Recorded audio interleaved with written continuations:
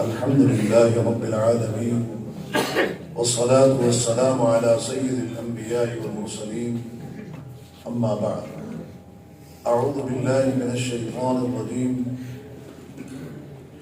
بسم الله الرحمن الرحيم إن الأرض لله يورثها من يشاء من عباده والعاقبة للمتقين والحمد لله القائل وما أرسلناك إلا رحمة للعالمين. قابل قدر علماء کرام، مشائخ اعظام، عمائدین، ائمہ کرام، آج کا یہ گلدستہ جس کے سجانے میں برادر مکرم حافظ محمد ادریس صاحب اور ان کی پوری ٹیم مبارکباد کی مستحق ہے کہ جنہوں نے ڈویژنل قائد جناب شیخ فیاض احمد صاحب کی زیر قیادت اور زیر سیادت یہ قدم اٹھایا. یقیناً یہ قدم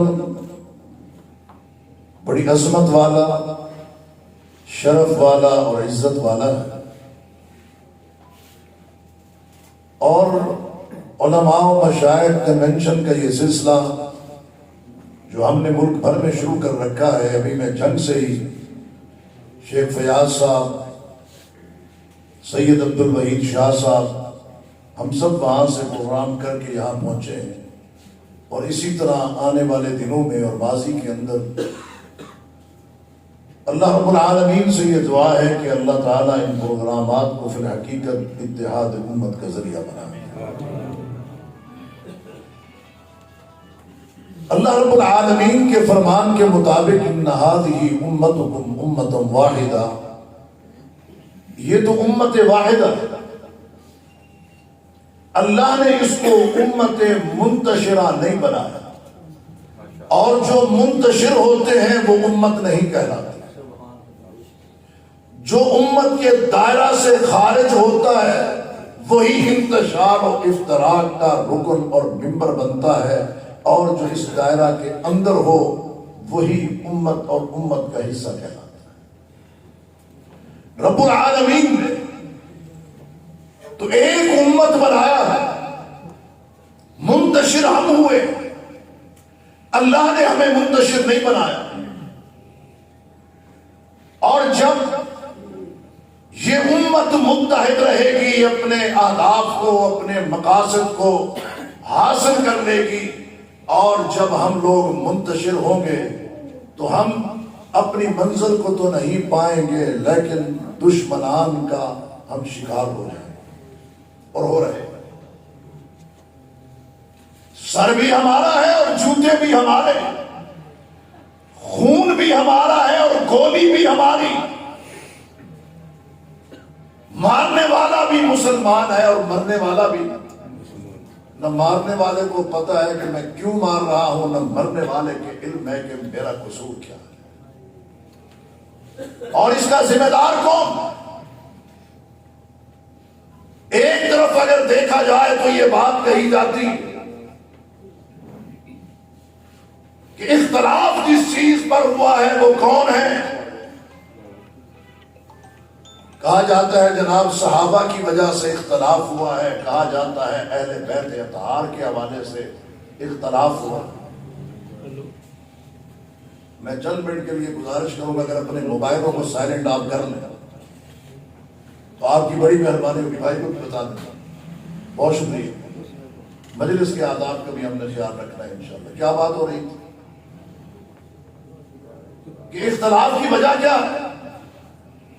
صحابہ اور اہل بیت اطہار.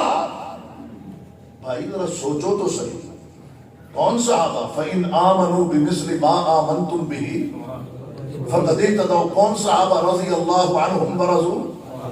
کون صحابہ؟ والسابقون الاولون من المہاجرین والانصار. کیا ابو بکر و عمر عثمان و علی طلحہ و زبیر سعد و سعید اصحاب شجر اصحاب بدر اصحاب احد اصحاب حنین کیا یہ اختلاف کی وجہ؟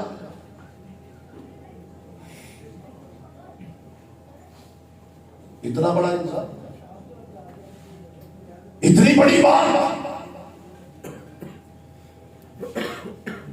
وہ تو ایمان اپنا برباد کرنے کے مترادف ہے اگر ایسی بات ہوگی. اور اہل بیت اطہار، جب ایک مولوی صاحب نے بیان دیا تھا سیدہ فاطمہ الزہرا سلام اللہ علیہا کے خلاف، تو مجھ سے کسی نے پوچھا کہ یہ بیان اس کے متعلق آپ کیا کہتے ہیں؟ میڈیا سے فون آیا. میں نے کہا جی میں تو کچھ نہیں کہہ سکتا، قرآن آپ کو سنا سکتا ہوں. انما یرید اللہ لیذھب عنکم الرجس اہل البیت ویطہرکم تطہیرا. یہ اللہ نے کہا کہ انما یرید اللہ لیذھب عنکم الرجس اہل البیت. اللہ نے رجس کو تو ان سے دور کر دیا ہے. ان کے خلاف وہی بول سکتا ہے جس کے اندر رجس ہو، جس کے اندر پلیدگی ہو، جس کے اندر کمی نہیں ہو. اور امام شافعی نے، علامہ شبیر احمد عثمانی صاحب، امام شافعی نے کیا کہا؟ یا آل بیت رسول اللہ حبکم فرض من اللہ فی القرآن انزل یکفیکم من عظیم الفخر انکم من لم یصلی علیکم لا صلاۃ. اہل بیت اطہار تمہارے مجد و فخر کے لیے اتنی ہی بات کافی ہے کہ تمہارا احترام و اکرام اللہ نے اسے قرآن میں فرض قرار دیا. یکفیکم من عظیم الفخر انکم من لم یصلی علیکم لا صلاۃ له. جو تم پر درود و سلام نہیں پڑھتا عرش والا رب اس کی نماز ہی قبول نہیں کرتا. کس نے کہا؟ ادھر والے ان کو اور ادھر والے ان کو نہیں مانتے. سیدنا عمر بن خطاب رضی اللہ تعالی عنہ امیر المومنین، بیٹا عبداللہ آپ کے پاس آتا ہے اور آگے کہتا ہے ابا حضور آپ نے حضرات حسنین کا وظیفہ بڑھا دیا ہے. یہ تو اس وقت چھوٹے چھوٹے بچے تھے اور میں کڑیل جوان اللہ کے نبی صلی اللہ علیہ وسلم کے دائیں اور بائیں جہاد کرتا تھا، غزوات میں حصہ لیتا تھا، گھمسان کی لڑائی ہوتی تھی، آگے بڑھ کے دشمن کے خلاف مقابلہ اور اللہ کے نبی صلی اللہ علیہ وسلم کا دفاع کیا کرتا. میرا وہیں کا وہیں ہے، ان کا آپ نے بڑھا دیا. میرے بھی وظیفے میں اضافہ ہونا چاہیے. کیا ہو سکتا ہے ایک کام تو کر لے، تیری تنخواہ میں اضافہ میں کر دیتا ہوں. کہا بولیے کیا کرنا ہے؟ کہا تاتی ابم مثل ابیہما و امم مثل امہما و جدم مثل جدہما. شاہ اس ان کے باپ علی المرتضیٰ جیسا تو باپ لے آ، ان کی ماں فاطمہ الزہرا جیسی تو اپنی ماں لے آ، اور ان کے نانا محمد مصطفیٰ جیسا نانا لے آ، تیری تنخواہ بڑھا دینا.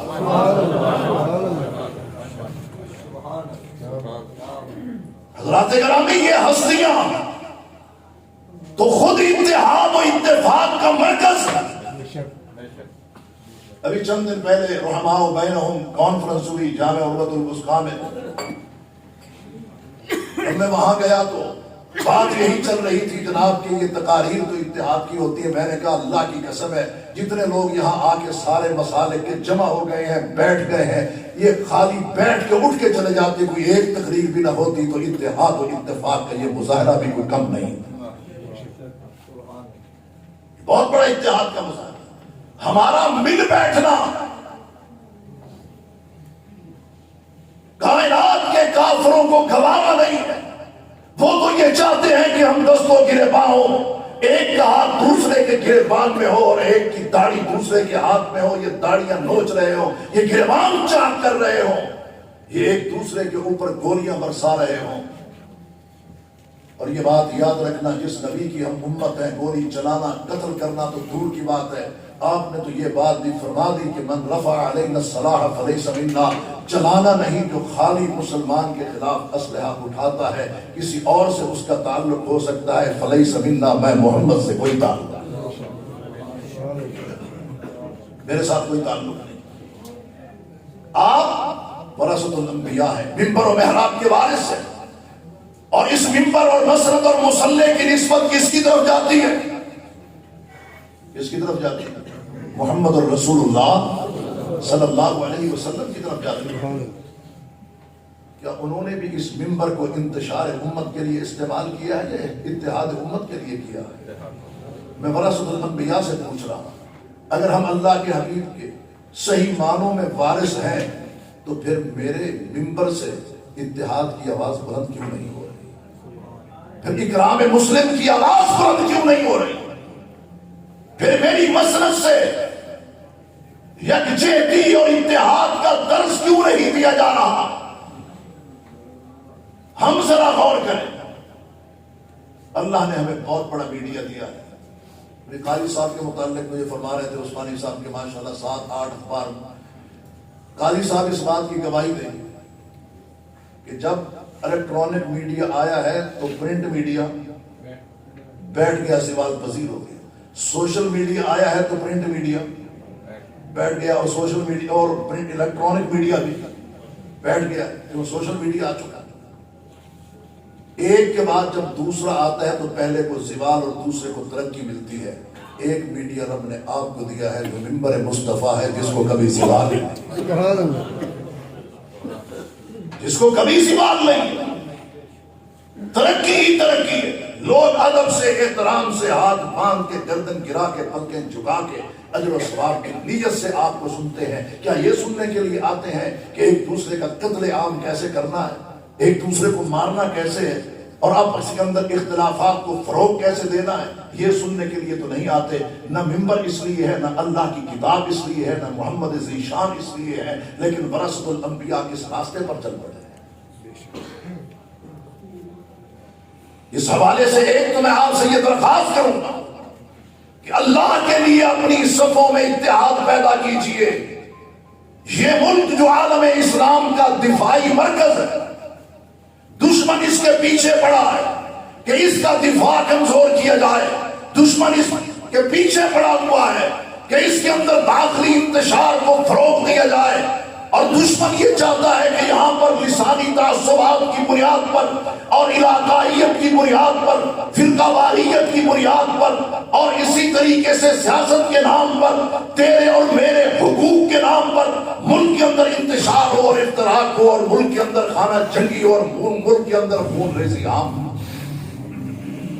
ان کی خواہش بھی یہی ہے اور ان کا خواب بھی یہی ہے، اور اس خواب کو آپ خاک میں ملا سکتے ہیں۔ کون ملا سکتے ہیں؟ ورثۃ الانبیاء ملا سکتے ہیں،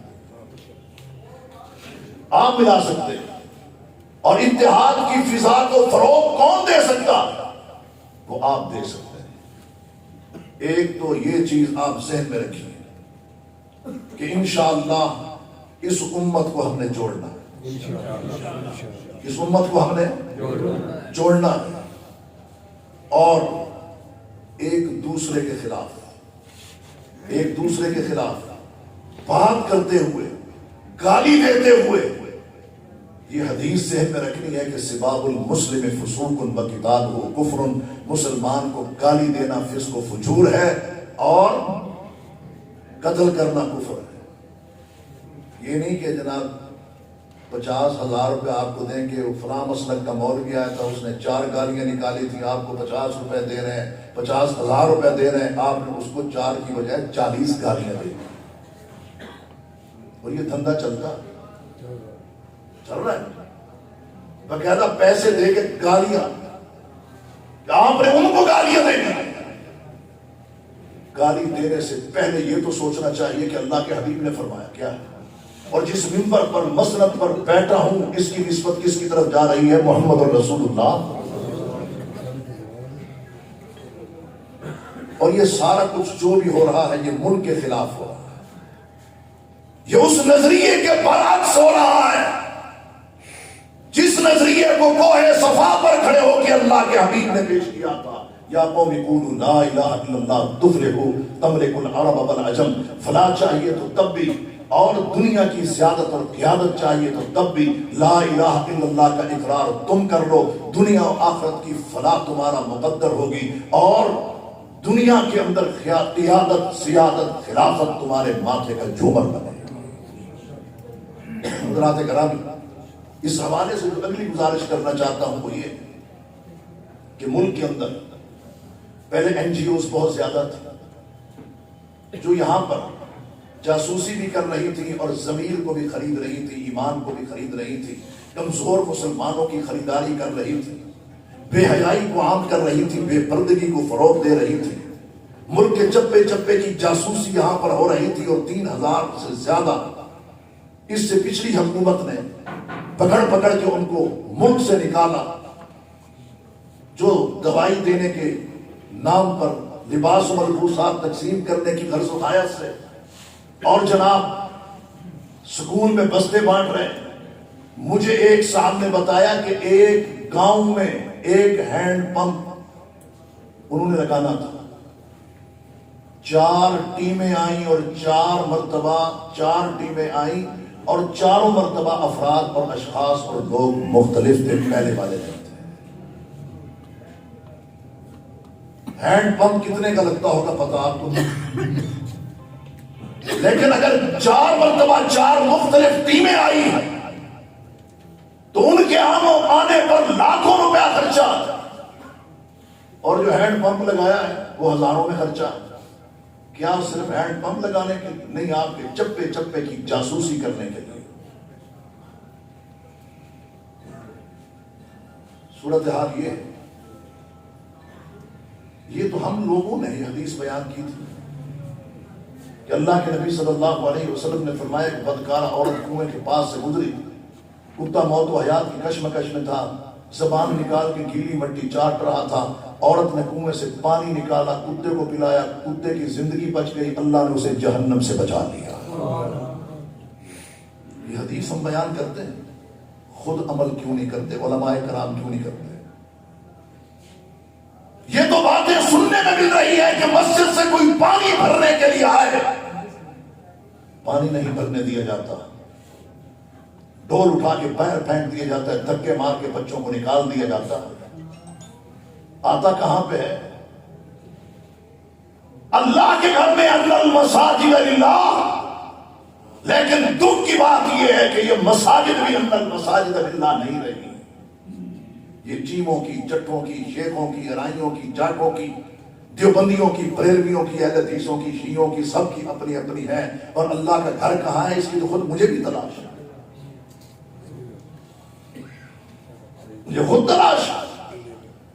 خدمت خلق کا کام، پانی پلانے کا کام، کھانا کھلانے کا کام، کیا یہ حدیث صرف بیان کرنے کی حد تک ہے؟ افشوا السلام واطعموا الطعام، سلام کو عام کرو اور کھانا کھلاؤ، لوگوں تم کھلاؤ، میں تو مولوی ہوں، میں تو یہ کام کر نہیں سکتا، بھی نبی کے امتی ہو، ورثۃ الانبیاء ہو، تو آپ کا یہ کام کیوں نہیں ہے؟ مسجد نبوی کے اندر جس دسترخوان کا آغاز اصحاب صفہ کے سامنے محمد مصطفیٰ نے کیا تھا، آج 14 صدیاں گزر جانے کے بعد اس کی بہاریں دیکھو، وہاں پر لوگ اس بات پر جھگڑا کر رہے ہوتے ہیں کہ تیرا دسترخوان 5 انچ ادھر کیوں آیا ہے، وہ کہتا ہے کہ جناب 5 انچ تیرا ادھر کیوں آیا ہے، وہاں پر انچ کے اوپر یہ بات ہو رہی ہوتی ہے کہ جناب یہ میری جگہ ہے، یہ میری جگہ ہے۔ باقاعدہ طور پر لوگوں نے وہاں پہ اجازت نامے لے رکھے ہیں کہ یہ میرا ایریا ہے، اور نسل بعد نسل یہ سلسلہ چلتا آ رہا ہے کہ جناب 7 پشتوں سے، کوئی کہتا ہے 15 پشتوں سے، اور کوئی یہ کہتا ہے کہ میرا نسب نامہ اٹھا کے دیکھ لو، میرا فلاں صحابی کے ساتھ جا کے شجرہ ملتا ہے، اس وقت سے ہمارے پاس باقاعدہ اجازت ہے، ہمارا دسترخوان یہیں پہ لگے گا، کہیں اور نہیں لگے گا۔ وہ بلڈنگوں پر، عمارتوں پر، پلازوں پر، فیکٹریوں پر، کارخانوں پر جھگڑا نہیں کرتے، اس جگہ پہ جھگڑا کرتے ہیں جہاں پر وہ اللہ کے مہمانوں کو بٹھا کے کھانا کھلاتے ہیں۔ یہ ماحول ہماری مساجد میں کیوں نہیں؟ خاص موقع آتے ہیں، سبیلیں بھی لگ رہی ہیں، کھانے بھی کھلائے جا رہے ہیں، کیا غریب کو سال میں ایک دفعہ بھوک لگتی ہے؟ زندگی میں ایک دفعہ پیاس لگتی ہے، لمحہ فکریہ۔ آج ہمارے اوپر این جی اوز حملہ آور کیوں ہوئی؟ سبب یہی ہے کہ جو دولت مندوں کے پاس دولت ہے وہ باہر نہیں نکال رہے، اور کاد الفقر ان یکون کفرا، بسا اوقات فقیری انسان کو درجہ کفر تک پہنچا دیتی ہے۔ بات یہاں پر چل رہی تھی، مولانا شبیر احمد عثمانی صاحب بھی بیٹھے ہیں انٹرنیشنل ختم نبوت موومنٹ سے، عالمی مجلس ختم نبوت کے بھی موجود ہیں، مجلس احرار کے الحمدللہ ذمہ دار بھی یہاں پر موجود ہیں۔ آج صورتحال کیا؟ وہ بلوچستان ہو، گلگت و بلتستان ہو، پاکستان کے پسماندہ علاقے ہوں، آپ کیا سمجھ رہے ہیں کہ 3000 این جی اوز غیر ملکی چلی گئی تو اب کیا ملک کے اندر امن و امان ہے؟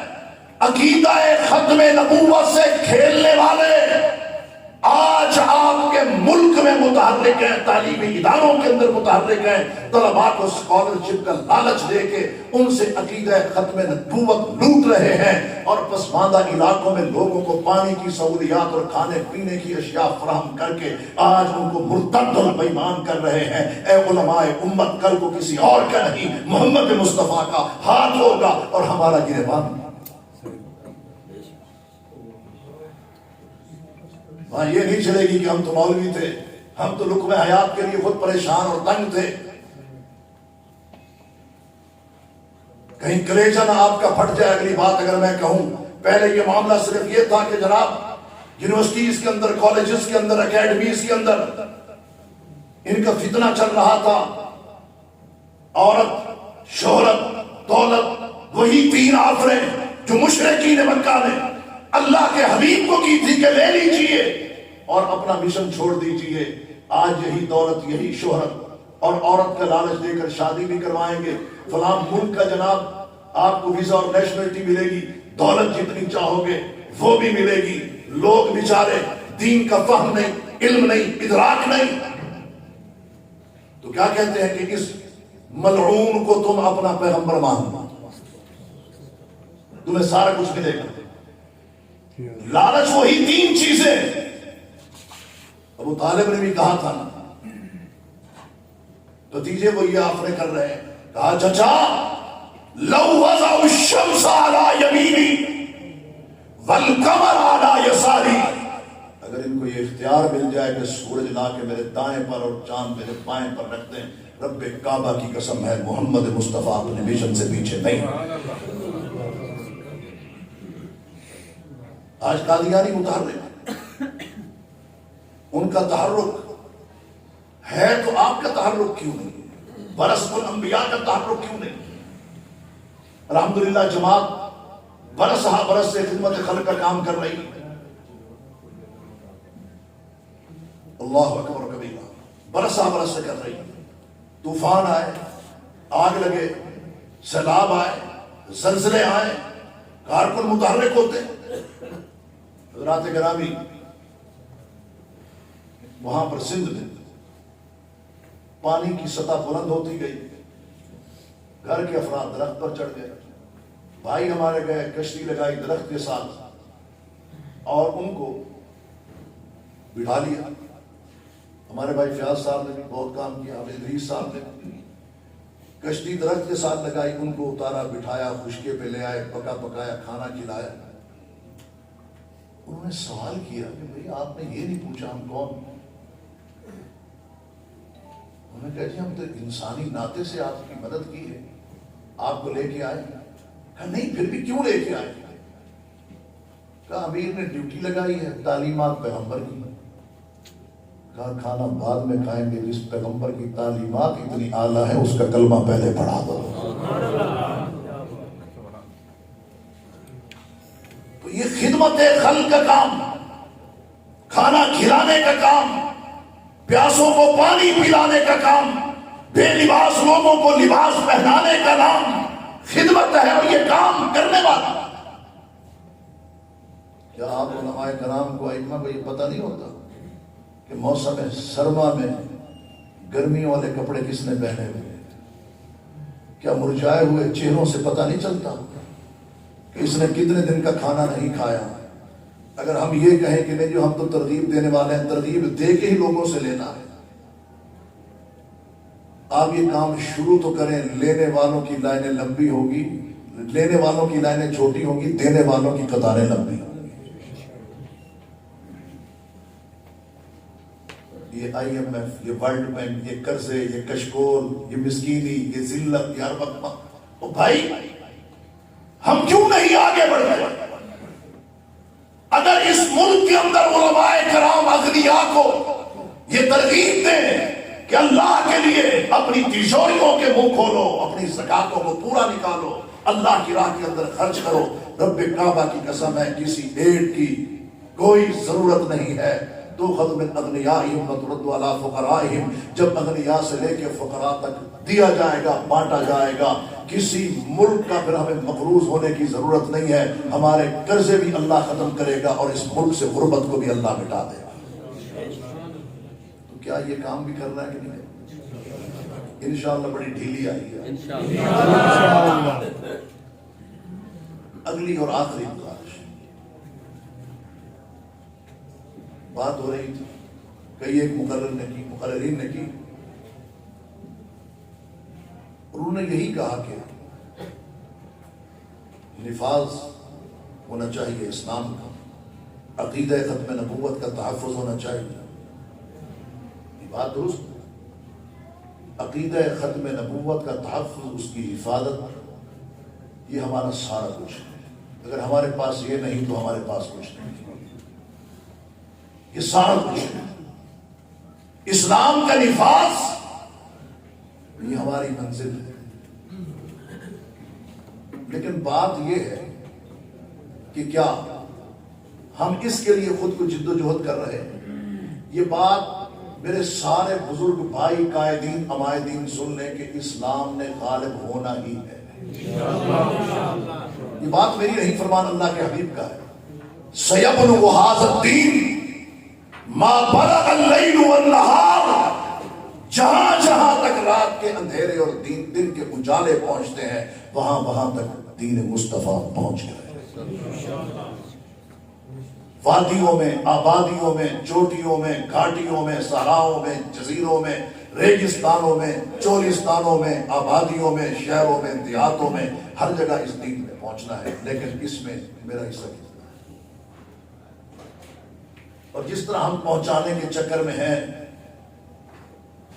کیا اس طرح پہنچے گا؟ میں بھی جنگ میں بات کر رہا تھا کہ دیکھیں ہم خوش نصیب ہیں کہ اللہ نے ہمیں امامت صغریٰ عطا کی۔ امامت صغریٰ کون سی امامت ہے؟ مصلی کی امامت۔ کون سی امامت ہے؟ مصلی کی امامت۔ کیا اللہ نے صرف یہ امامت صغریٰ ہی ہمیں دی، یا پیغمبر محمد صلی اللہ علیہ وسلم نے امامت صغریٰ ہمارے لیے چھوڑی ہے؟ یا اللہ نے جو کہا تھا انی جاعلک للناس اماما، کیا وہ مصلی کی امامت تھی؟ نئی دنیا کی قیادت اور سیادت، اس کو کرنے کا حق بھی علماء امت آپ کا ہے، لیکن آپ نے صحیح جفا ڈالا ہے مصلی کو، اور ڈالنا بھی چاہیے۔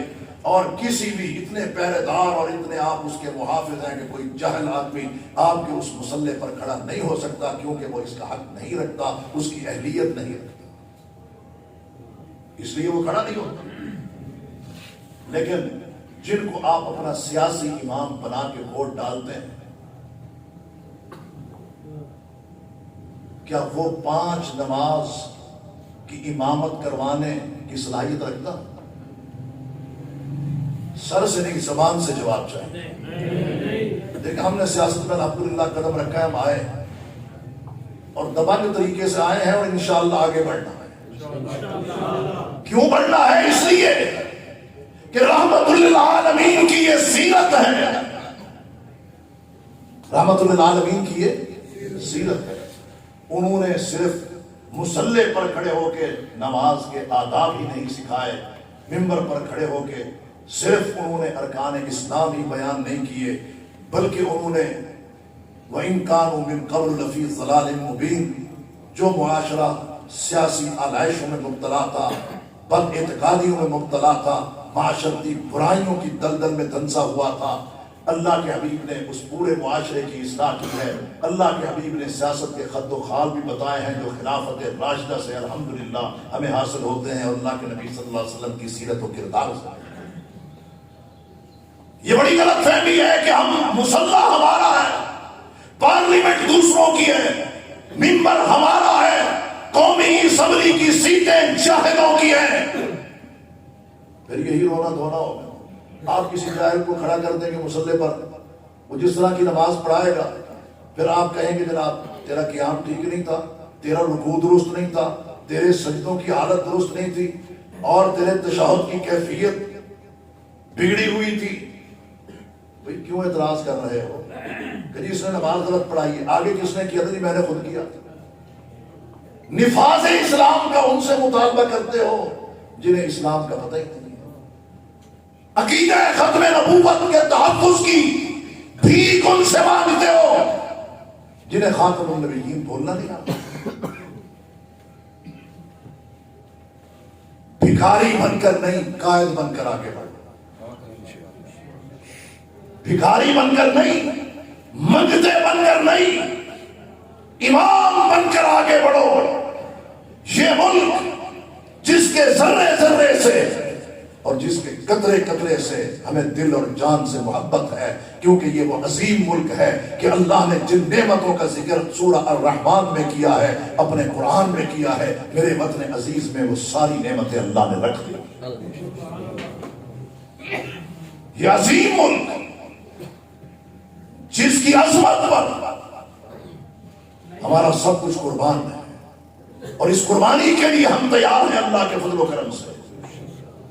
خدا را آج کیوں پریشانی ہے، کیوں اضطراب ہے، کیوں مہنگائی ہے، کیوں گالی گلوچ ہے؟ جو سیاست کا اصل چہرہ ہے اس سے آپ آشنا ہے، جو سیاست کر رہے ہیں انہیں سیاسی چہرے کا علم نہیں ہے، سیاست کا پتہ ہی نہیں ہے، وہ یہ سمجھتے ہیں کہ گالی گلوچ، دو نمبری، نوسر بازی، دغا بازی، فریب اور فراڈ، اور ایک دوسرے کی کردار کشی کرنا، اور جتنا ہو سکے مال لوٹ کے جمع کر لینا، وہ سیاست اس کو سمجھتے ہیں۔ اور ہم سیاست اس کو سمجھتے ہیں کہ التعظیم لامر اللہ، التعظیم لامر اللہ، اللہ کے احکامات کی تعظیم کرنا، ان پر عمل کرنا، والخدمت لخلق اللہ، اور اللہ کی مخلوق کی خدمت کرنا، یہ ہمارا ماٹو ہے۔ وآخر دعوانا الحمدللہ۔